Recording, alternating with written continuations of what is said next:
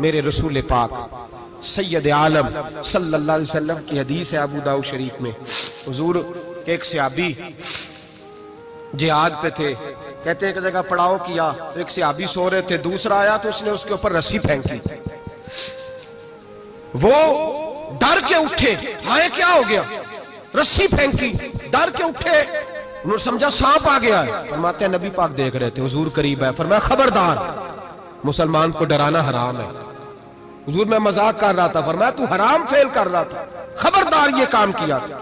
मेरे हबीब पाक अलैहिस्सलाम ने फरमाया जो दुनिया में लोगों का मजाक उड़ाता था, मजाक उड़ाता था, जिसका रंग काला है उसका अल्लाह ने बनाया है, कद छोटा तो अल्लाह ने बनाया है। और ये याद रखें, ये सबसे ज्यादा बुरे वो लोग नहीं जो बरादरी पे फख्र करते हैं, जो बरादरी पे फख्र करते हैं बुरे हैं पर ज्यादा नहीं। सुन लो और याद रखो, बुरा वो है जो अपनी बरादरी को छोटा